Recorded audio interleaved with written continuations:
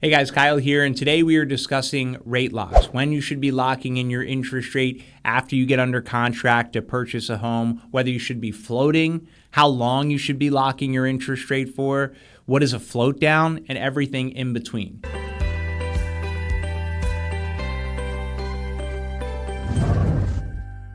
So first and foremost, there are many different types of rate locks. You have 15-day, 30-day, 45, 60, 90, even rate locks up to 6 months or more.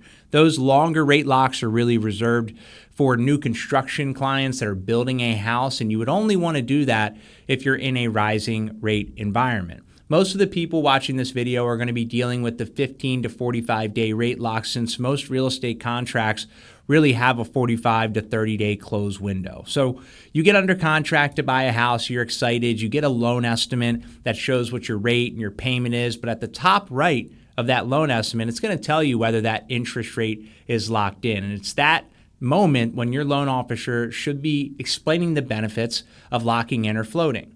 Now, if we know interest rates are going to come down, which we never do, but if there's something on the calendar such as a Fed meeting and we're pretty confident that they're going to be cutting interest rates, which is going to bring mortgage rates down a little, then we would probably recommend you to float that interest rate. But that doesn't happen very often where we know something like that in advance, but it does happen.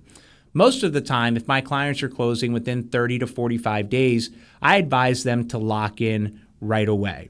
And I tell them, if you're comfortable with today's payment, then don't take the risk of the payment going up. But I'll give the option to you. If you're comfortable with the chance that the payment could go up, with just the small chance that the payment could go down some, then you can float the interest rate. But for now, I would recommend locking in if you're comfortable with today's payment. We can always refinance down the road should rates come down a little bit.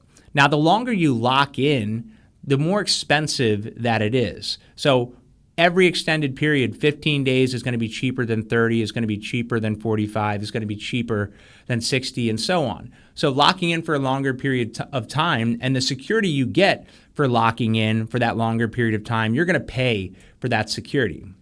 There's also things called float downs, where you're locked in, but rates come down enough where the lender will allow you to float the interest rate down some to be closer to the market rate. That doesn't happen very often, as you have to really float down. The rates would have to come down a significant amount for that to happen. But in general, if you're closing within 30 to 45 days of the day you sign that contract, we recommend you lock in the interest rate if you're comfortable with that payment. If you have any questions about this or anything else, please don't hesitate to reach out. Otherwise, we'll be in touch soon with another educational video. Take care.